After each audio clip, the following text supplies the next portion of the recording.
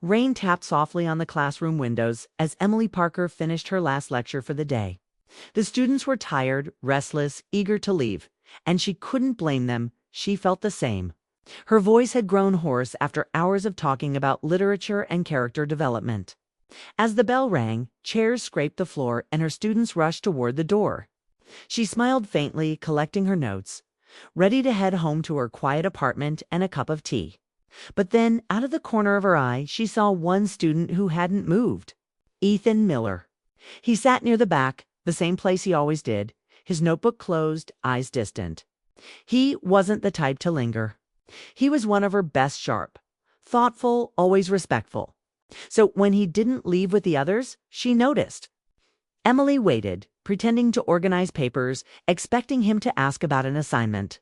But instead, he looked up and said quietly, "Professor Parker, can I talk to you for a minute?" After class, something in his voice caught her attention. It wasn't the usual casual tone of a student asking for help. It was nervous, heavy. She hesitated. It was late, the storm outside growing stronger, thunder rolling in the distance. But she nodded anyway. "Sure, Ethan. What's going on?" The classroom emptied, leaving only the hum of the overhead lights and the soft patter of rain.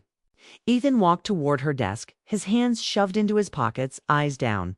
He looked uncertain, as if searching for the right words. Emily stayed still, waiting. Her teacher's calm mask in place, even though something in the air felt different, too quiet, too personal. "It's not about class," he finally said. Her eyebrows lifted slightly. "Then what is it about?" He took a slow breath, his voice low but steady. "It's about you." The words hung between them like thunder before lightning. Emily blinked, unsure if she'd heard correctly. She tried to keep her voice calm. "Me." He nodded, stepping a little closer, though still keeping a respectful distance. "I know it sounds strange, and I've tried not to say anything, but I can't keep pretending it doesn't matter." Emily's heart began to race. She'd been teaching for years and had dealt with emotional students before, but this was different. Ethan wasn't impulsive or careless. He was careful with his words, thoughtful. That made it harder to dismiss. "Ethan," she said softly, "you can talk to me. Whatever it is, I'll listen." He let out a shaky sigh, eyes still down. "I don't want you to think I'm crossing a line. I respect you more than anyone. But over time, I started to feel something that goes beyond respect. I tried to ignore it, but it only got stronger." Emily's breath caught. The rain outside seemed louder now, filling the silence that followed. She felt a rush of emotion, surprise, confusion, and something deeper she didn't want to name. She told herself to stay professional, to remind him of boundaries. But her voice felt trapped somewhere between her mind and her heart. "Ethan," she finally said, her tone gentle, "you're a wonderful student. But you know these kinds of feelings. They can be complicated." "I know," he said quietly, his eyes finally meeting hers. "That's why I waited until now. I just needed you to know before I move on. I couldn't leave without saying it." The look in his eyes wasn't reckless or youthful infatuation. It was sincere, raw, and honest.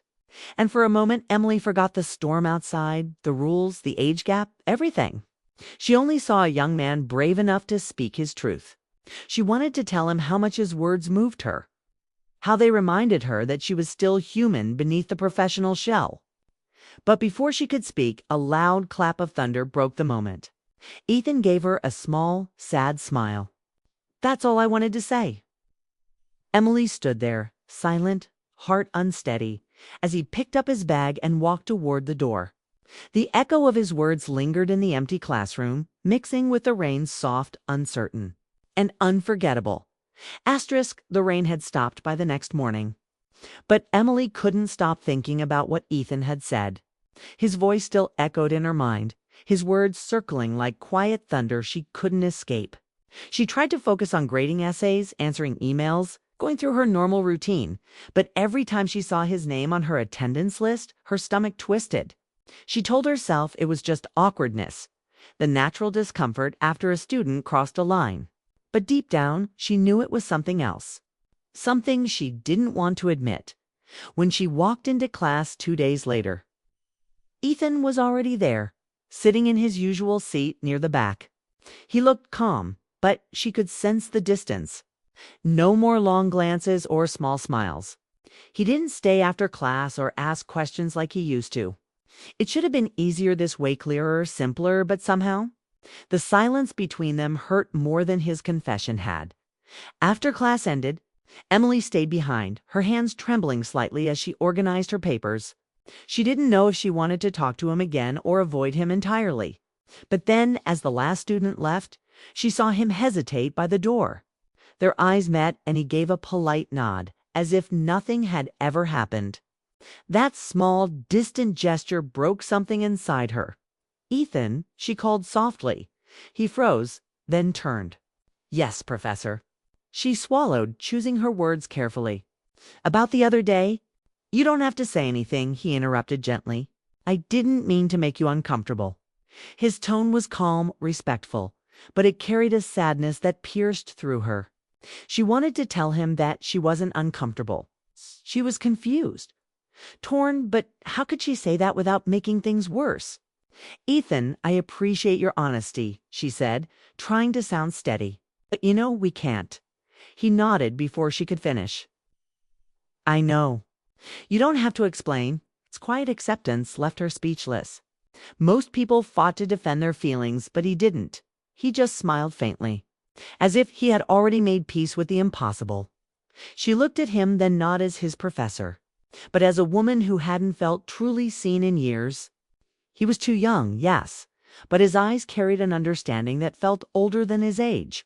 For a brief, dangerous moment, she wondered what it would have been like if they'd met under different circumstances. Ethan took a small step closer. "You've always told us to write from the heart," he said quietly. "I just did what you taught me. I spoke mine." His words struck her deeply. She opened her mouth, wanting to respond, but nothing came. The air between them felt heavy, full of everything they couldn't say. Finally, she managed to quiet, "You're brave, Ethan. But sometimes, the right thing to feel isn't always the right thing to act on." He nodded, his voice barely above a whisper. "I know. I'm not asking for anything. I just needed you to know what you mean to me. You've changed the way I see myself." The honesty in his tone left her breathless. He wasn't being dramatic or manipulative. He meant every word, and that made it harder. They stood there in silence, the space between them filled with unspoken emotions, respect, longing, sadness. She wanted to comfort him, to say something that wouldn't cross any line but still acknowledge what they both felt. Instead, she just said softly, "Thank you for trusting me." Ethan smiled, small, tired but real. "Thank you for listening." And then he turned and walked out, leaving Emily alone in the quiet classroom. She watched the door close, her chest aching.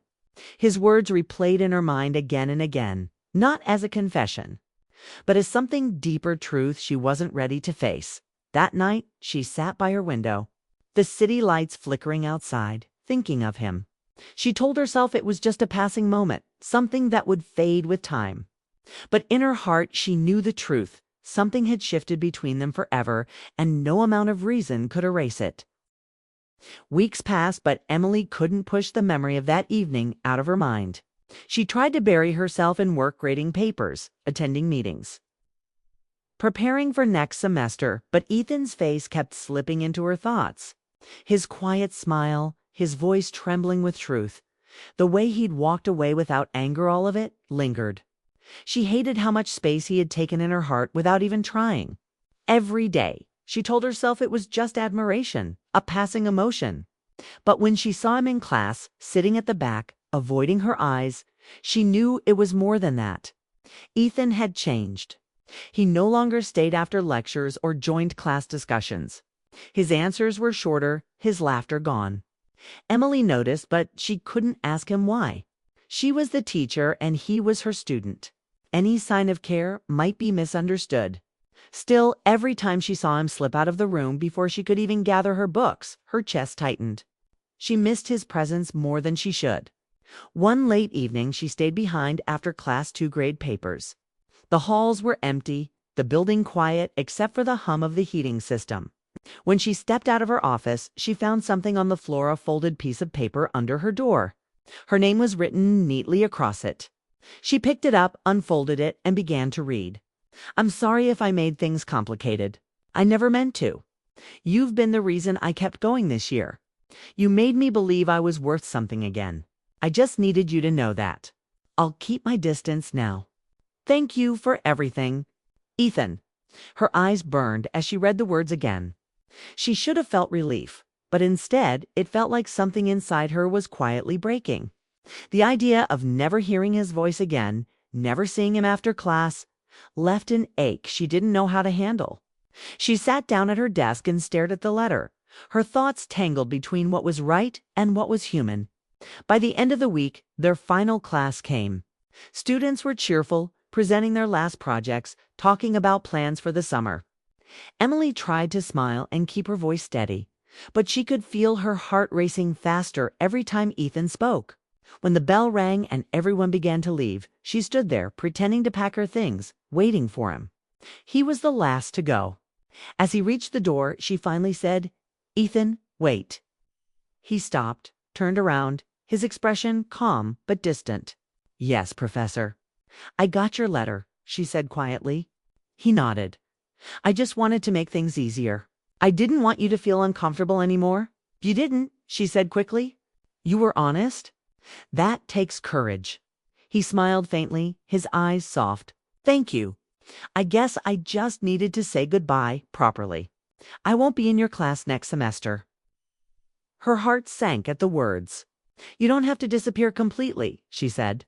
"You're still part of this department." He shook his head slowly. Sometimes disappearing is the only way to move on.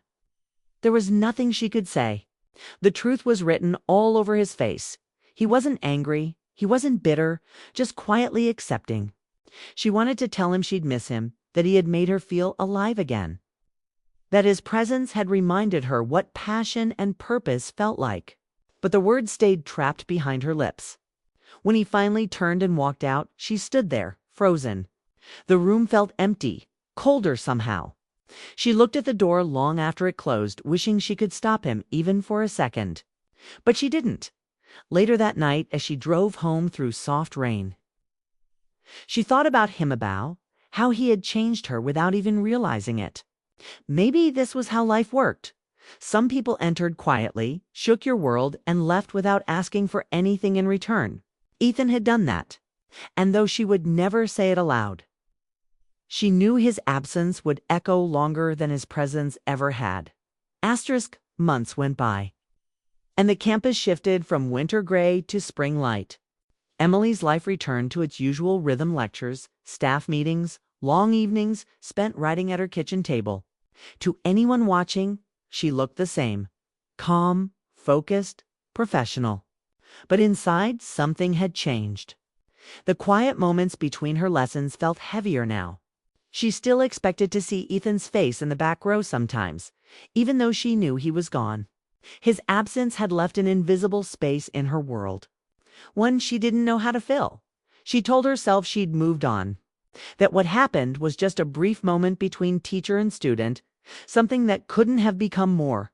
But some nights, when she stayed late in her office and the halls were silent, she caught herself wondering where he was, what he was doing, if he'd already forgotten her. The thought stung more than she liked to admit. One morning, as she opened her laptop to check her email, she saw a subject line that made her freeze. For Professor Parker. Her heart skipped a beat. The sender's name, Ethan Miller. She hesitated before opening it, her hand trembling slightly. Inside was a simple message. "Hi, Professor Parker. I hope you're doing well. I wanted to share something with you I got published. It's a short essay I wrote for a magazine. It's about someone who changed my life without meaning to. I thought you should know." Below his message was a link. Emily clicked it, her pulse racing. The article's title read, "The Teacher Who Taught Me More Than Words." She began to read, her eyes moving quickly across the screen. The piece wasn't romantic or dramatic, it was honest. Ethan wrote about his struggles during his senior year. How he'd nearly dropped out, how one person's belief in him had changed everything. He described how a teacher had reminded him that his words mattered, that he wasn't invisible. But between the lines, Emily felt the emotion he hadn't said aloud. His admiration, his gratitude, the quiet ache of something that could never be more than it was. By the end, her eyes were full of tears. The final line read, "Some people enter your life not to stay, but to remind you what it means to feel alive again." Emily leaned back in her chair, the weight of his words pressing against her heart. For months, she'd tried to bury the memory of him, convincing herself it was a mistake to care.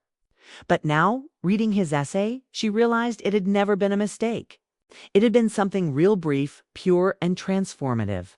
Later that evening, she walked through the park near campus. The air was warm, carrying the scent of early summer. She thought about replying to his email, but decided against it. Some things were meant to stay unspoken.